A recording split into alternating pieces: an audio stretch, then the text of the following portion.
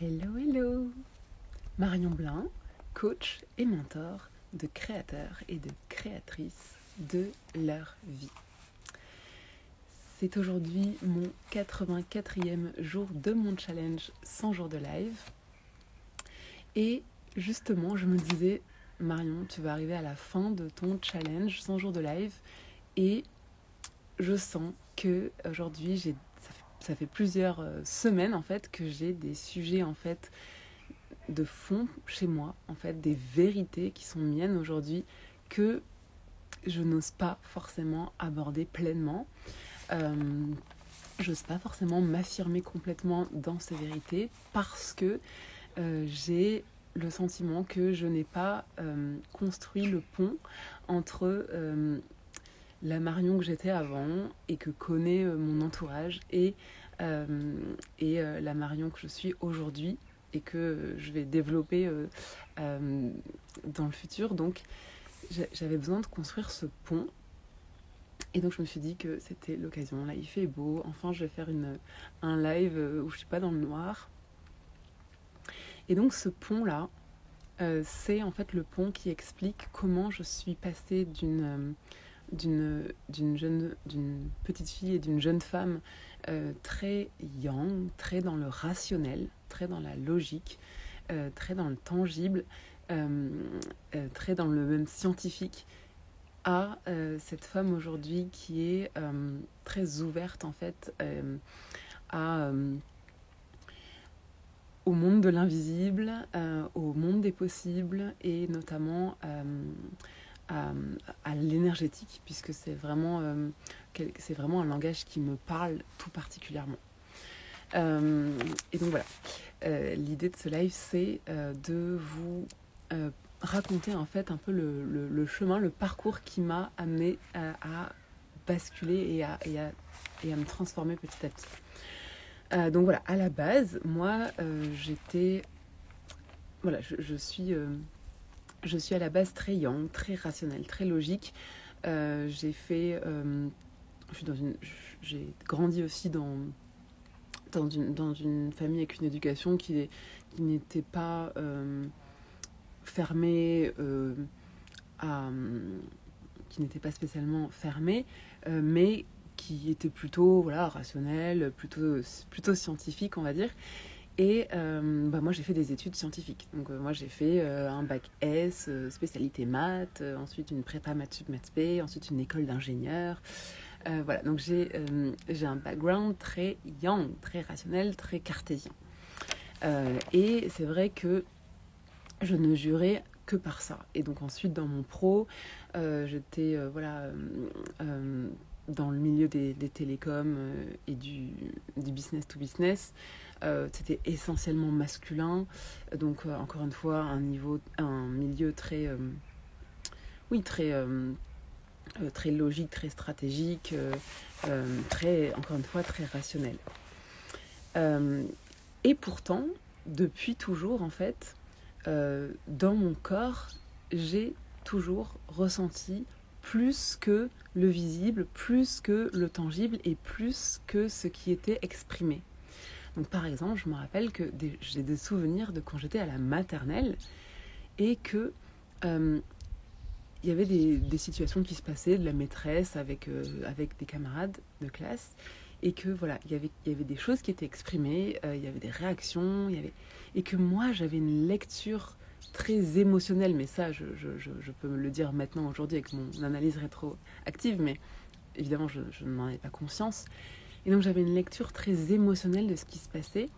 Et je me rappelle que, et ma maman qui regarde ce live en est témoin, je me rappelle que je rentrais et je racontais en fait la situation à ma maman avec vraiment une perception, une maturité émotionnelle. Et donc en fait l'histoire que je racontais à ma maman n'avait rien à voir avec ce qui avait été exprimé, ce qui avait été validé par la scène. Par exemple, voilà, il a été validé que tel petit garçon a été exécrable et vraiment ingérable, etc. Et moi, j'avais une autre lecture de la situation et je voyais aussi les insécurités de la maîtresse, etc. Et donc voilà, ça, j'ai toujours eu ça en moi, mais par contre, c'est quelque chose sur lequel je n'ai jamais fait levier. Voilà, et donc, je ressentais déjà également une forte empathie. Bon, après, quand je dis déjà, en réalité, c'est un peu bête de dire ça, puisqu'en fait, il n'y a pas plus empathique qu'un enfant. Hein. Naturellement, l'enfant a un potentiel d'empathie extraordinaire, et donc moi, j'étais très connectée à ça. Mais mes études, mon pro, m'ont bien gardé dans cette énergie yang très scientifique. Et puis, dans ma vingtaine, il se trouve que voilà, j'avais un de mes compagnons de mes ex, qui m'avait par exemple proposé de lire par exemple le livre Le pouvoir du moment présent d'Eckhart Tolle, qui est un des livres, un des grands basiques en fait du développement personnel et voilà, de l'initiation un peu à l'ancrage. Et en fait, je me rappelle qu'à l'époque, j'ai lu ce livre et c'est comme si en fait il y avait des choses qui me parlaient, où je ressentais qu'il y avait vraiment des boulevards en fait. Mais mon cerveau n'était pas prêt. Mon cerveau ne comprenait rien. En fait, je lisais un livre, mon cerveau ne comprenait pas, mais à un autre niveau, donc au niveau du corps, au niveau de l'âme, enfin voilà, prenez-le comme ça résonne pour vous, mais en tout cas à un autre niveau que mon mental. Clairement, c'est un livre qui m'a marqué. Mais c'est un livre que ensuite j'ai refermé et j'ai dit j'ai pas tout compris. Et puis c'est chelou. Voilà. Et puis il y a quelques années, en fait, j'ai rencontré donc une personne, une amie, qui, elle, était depuis de nombreuses années, en fait, très jeune, en fait, a commencé à s'introspecter, à se découvrir, et puis qui a été déjà assez connectée, qui avait déjà développé sa spiritualité, voilà, qui était très déjà beaucoup plus avancée en développement personnel, etc. Et donc je me rappelle que cette amie, j'étais irrésistiblement attirée, en fait. C'est-à-dire que quand elle parlait, ça résonnait beaucoup, ça m'intriguait, et en même temps, je me rappelle qu'à chaque fois que je la quittais, je me disais, elle est quand même chelou, elle est quand même perchée, je comprends pas tout ce qu'elle dit, ouais, enfin, bon, voilà, encore une fois, mon mental ne comprenait pas ce qu'elle disait, mais je recevais, et quelque part, en fait, inconsciemment, j'étais très attirée par cette personne-là. Et finalement, c'est à force de voir cette amie avancer dans sa vie, transformer sa réalité en suivant en fait beaucoup plus son intuition, sa connexion au corps, à sa spiritualité, etc., que j'ai commencé moi-même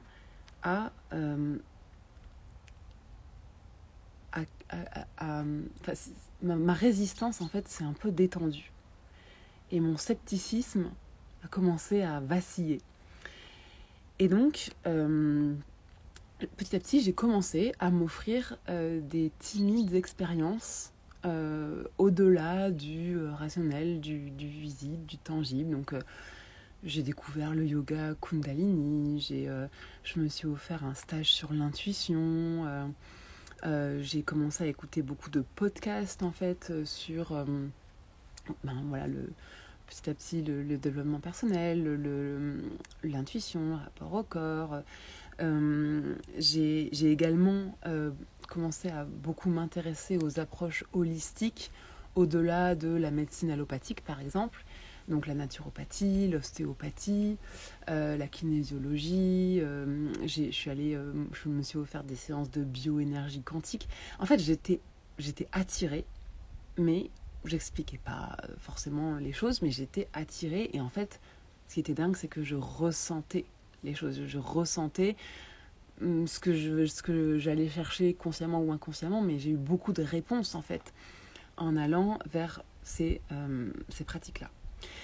Et donc, à ce moment-là, il a fallu que mon cerveau, mon mental, en fait, reprenne un petit peu le contrôle. Et j'ai commencé vraiment à me documenter. Donc, c'est là que je me suis formée en neurosciences. Alors, quand je dis formée, je n'ai pas fait un master 2, hein, mais j'ai fait un stage en neurosciences. J'ai beaucoup lu, beaucoup appris.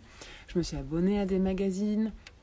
Voilà, et puis j'ai continué à expérimenter auprès de praticiens, de professionnels, etc. Et donc, j'ai commencé à, voilà, à comprendre un petit peu comment ça marchait, sans avoir toutes les réponses, puisqu'aujourd'hui l'état de la science ne nous permet pas d'avoir toutes les réponses, mais j'ai commencé déjà quand même à comprendre qu'on avait fait d'énormes avancées sur aujourd'hui l'existence d'une conscience, sur comment fonctionne en fait tout le process émotionnel au niveau cérébral, et sur voilà, des témoignages statistiques sur des expériences de near death, enfin de, comment on dit en français, mort imminente, expérience de mort imminente, je crois. Enfin, bref, en fait, il y a plein de choses comme ça. Et donc, voilà, j'ai essayé un petit peu de comprendre un peu tout ce que, finalement, ce vers quoi mon corps était attiré. Et petit à petit, en fait, j'ai donc inversé la dynamique, c'est-à-dire qu'à la base, moi, tout devait passer par le mental, par ce qui était prouvé, compris, rationnel, logique, pour pouvoir ensuite m'autoriser à faire confiance, donc plus yin.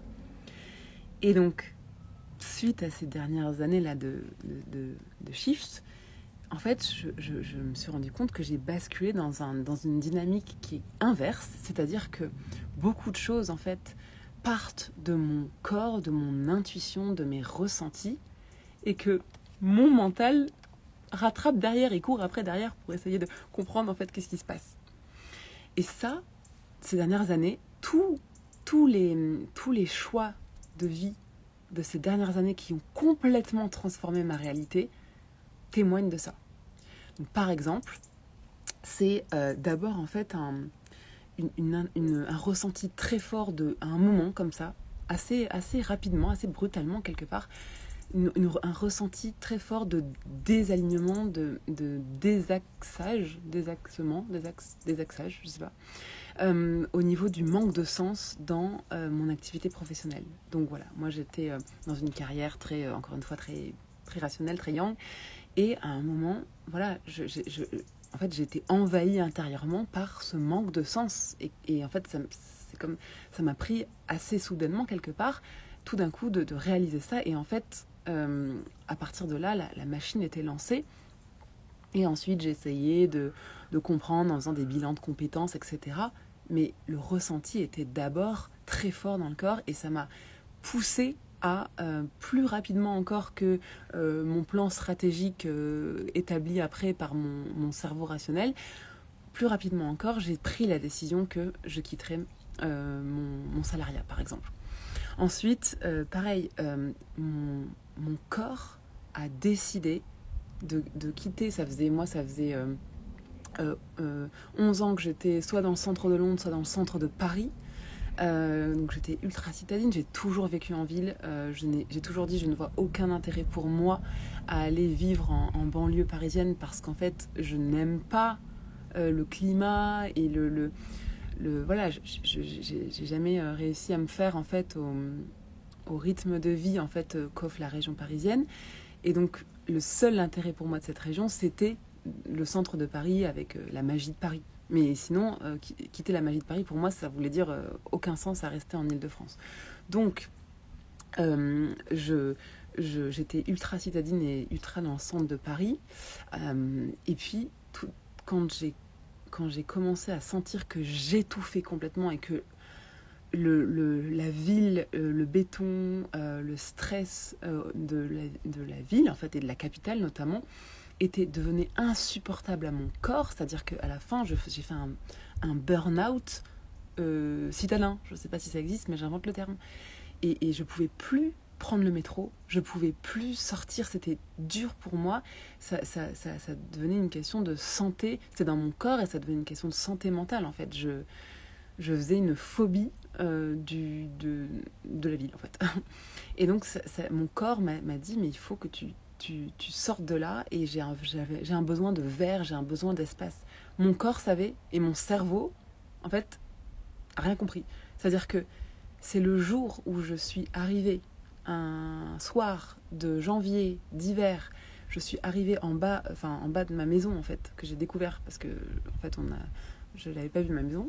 Bref, donc j'ai découvert la nouvelle maison dans laquelle j'étais, dans un village, un petit village ancien, tout petit, dans les Monts d'Or, et que j'ai compris, en fait, je me suis dit, Marion, c'est là que tu vas vivre, en fait. Tu passes de 11 ans de ultra citadin, ultra connecté avec tes Uber Eats et tes restos et tes magasins concept store. Et là, tu vas vivre dans ce village-là, dans cette maison-là, paumée, là, avec les poules à côté.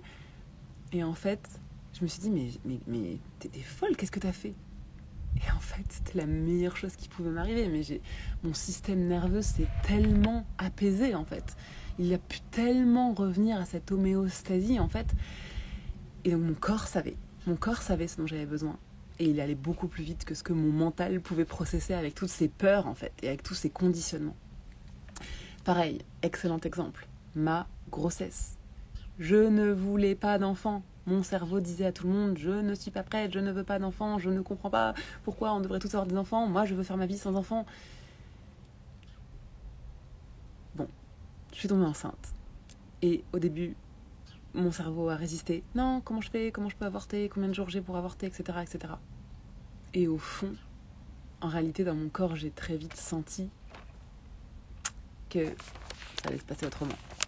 En fait, mon corps savait que j'étais prête, que c'était absolument juste pour moi. Mais mon mental, lui, il n'était pas prêt. Et donc c'est quand j'ai compris ça que j'ai dit à mon chéri, en fait, ce sera jamais le moment pour mon cerveau. Mais je crois qu'en fait, je suis prête. Et donc on garde cet enfant. Et donc c'est la plus extraordinaire transformation de ma vie. C'est incroyable. Et donc, voilà, ça c'est un exemple extrême de comment le yin m'a rattrapé mon yang, en fait. Ensuite, pareil, pour mon activité, là, aujourd'hui, en fait, moi, en fait, mon activité là, d'accompagnement, coaching, mentorat, en fait, c'est quelque chose que j'ai toujours fait intuitivement. Je suis toujours celle que mes amis appellent pour aller sur des sujets de fond, d'intimité. J'ai toujours intuitivement fait ça. Voilà. Et aujourd'hui, voilà, après, quand j'ai voulu me dire, ok, maintenant, qu'est-ce qui est un don chez moi, qu'est-ce qui est naturel, spontané, sans effort, qui me donne de l'énergie, j'ai remis un peu de yang là-dessus et j'ai pu m'autoriser à me lancer pleinement dedans. Mais en fait, c'est quelque chose que mon corps, que mon âme a toujours fait, en fait. Également, pour mon choix du Costa Rica, mon corps a toujours su, j'ai toujours su que je voulais vivre à l'étranger, que j'avais besoin de me déraciner de mes conditionnements. J'ai toujours voulu ça, mais tant que... alors ensuite, mon cerveau me disait, mais c'est pas le moment, mais là, t'as quelqu'un qui peut pas partir, mais là, t'as une super proposition de boulot. Donc là, quand on est parti au Costa Rica en juin, certes, on avait posé l'intention que ce soit un voyage de repérage, mais en fait, mon corps a dit oui. C'est pas mon cerveau qui a dit oui, c'est mon corps, en fait. Quand j'ai posé les pieds sur cette terre, que j'ai connecté avec cette nature, ce climat... et surtout ces gens, cette mentalité, etc. Bon, voilà, j'avais ma réponse. Et puis après, c'était, alors okay, maintenant, comment on va faire ça? Comment on va faire, en fait? Et donc là, le mental et le rationnel reprend. Et puis, voilà, le dernier exemple, c'est comment j'ai choisi ma mentor, en fait. J'étais dans une période où je ressentais le besoin, en fait, d'avoir un accompagnement personnalisé, intimiste, profond, mais voilà, je sentais monter cette envie en moi. Et en fait, à un moment, j'ai entendu un podcast, j'ai entendu une voix, et ding. Après, directement, ma ligne 1 en Human Design, pour ceux à qui ça parle, en fait, m'a fait ensuite rechercher qui est cette personne. Mais le corps avait parlé, en fait. L'intuition avait parlé. Et donc, voilà, ça c'était vraiment des exemples pour moi. Tous ces choix-là, c'est des choix qui transforment ma vie aujourd'hui. Et ils partent tous du yin, de la connexion, de l'intérieur. Et ensuite, j'essaye de rattraper avec mon rationnel. Et donc, tout ça pour dire que en fait, je comprends les personnes qui s'accrochent aujourd'hui au rationnel, aux personnes qui ne croient que ce qui est prouvé par la science, car j'ai été cette personne. Et donc, aujourd'hui, en fait, je me dis que ce n'est pas parce que ce n'est pas visible, que ce n'est pas tangible, que ça n'a pas été prouvé en laboratoire, que nos grandes instances scientifiques et nos éminents chercheurs ne se sont pas mis d'accord sur une vérité, que cette vérité n'est pas, que cette vérité n'existe pas. Et ça, en fait, il y a, pareil, toujours en faisant mes recherches ensuite, en fait, il y a plein de choses qui viennent l'argumenter, en fait, l'appuyer. Par exemple, aujourd'hui, on sait que nous avons des sens en tant qu'être humain qui sont limités. Donc, par exemple, en tant qu'être humain, nous n'avons pas la vision infrarouge des chats, nous n'avons pas la captation des ultrasons comme certains mammifères marins, par exemple. Donc, en fait, nous sommes limités dans notre expérience du visible, en fait, et du tangible, par nos sens humains, tout simplement. Rien que ça, déjà, premier élément. Qui fait que, en fait, si l'espèce humaine avait développé certaines aptitudes, déjà nous capterions d'autres choses. Donc, problème de batterie. Donc voilà, déjà, premier argument pour dire que c'est dommage de ne se limiter qu'à ce que l'on peut percevoir par nos sens d'humain, parce que rien que nos sens d'humain déjà nous limitent. Ensuite, tous les conditionnements en fait liés à notre environnement, au culturel. Par exemple, c'est prouvé aujourd'hui en neurosciences que l'enfant en fait quand il naît, il a une proportion de connexion synaptique neuronale bien plus importante que ensuite dans l'enfance et dans l'âge adulte. Et qu'en fait, dans sa première année, il va déconstruire énormément de ses connexions synaptiques. Pourquoi ? Parce qu'en fait, le cerveau, pour pouvoir ensuite développer d'autres aptitudes et d'autres parties, il va devoir, à un moment, sélectionner l'info qui lui est utile. Et donc, c'est comme ça que on démontre, par exemple, que l'enfant est né, par exemple, avec une aptitude où l'enfant, il saurait distinguer un singe d'un autre. Je parle au sein d'une même espèce, hein, un chimpanzé d'un autre. Pourquoi ? Parce qu'il a cette aptitude à capter des nuances d'expression, de proportion que notre œil ensuite d'adulte n'a plus, parce qu'en fait c'est une aptitude qui ne nous sert pas pour survivre, qui ne nous sert pas dans notre quotidien. Donc en fait on a zappé cette aptitude. Et c'est pareil pour c'est certaines ethnies de l'Antarctique ou de l'Arctique qui, par exemple, ont un vocabulaire très riche pour décrire les nuances de neige, alors que nous, là, en France, on dit la neige. Bah, eux, ils ont 100 mots pour dire la neige. Pareil, en Amazonie, certains peuples, ils ont 200 mots pour exprimer la couleur verte. Mais parce qu'en fait, leur œil a sélectionné ces aptitudes qui leur permettent de distinguer des nuances que nous n'avons plus cette aptitude parce qu'elle ne nous sert pas. Donc il y a cette sélection-là, en fait, d'informations qui montrent que on se limite, en fait, on est conditionné. Donc, et c'est ce que montre ensuite l'épigénétique. Bon, bref, je ne me lance pas là-dedans parce que je pourrais parler des heures. C'est pas du tout le propos du live. Mais voilà, donc on voit bien qu'on a des limites, en fait, à ce que l'on peut percevoir. Donc dommage de s'arrêter à ce que l'on perçoit. Pareil, l'évolution de la science à travers l'histoire. En fait, l'état de la science actuelle est basé sur tout ce que l'on a démontré comme erreur, sur tout ce que l'on a fait évoluer comme avancée scientifique. La Terre qui finalement n'est pas plate, Aristote et la chute des corps, comme quoi un corps plus lourd tombe plus vite, ça a été la vérité pendant 2000 ans. Et puis c'est quand Galilée est arrivé et qu'il a montré qu'en fait, non, en fait tout corps chute à la même vitesse, qu'en fait, on a rechamboulé ce qui est vrai, le vrai. En fait, voilà, donc c'est pareil pour tout. On pensait que les enfants ne sentaient pas la douleur. Bon, aujourd'hui, on sait très bien que les enfants, ils ont des nerfs comme nous et ils sentent très bien la douleur. Donc,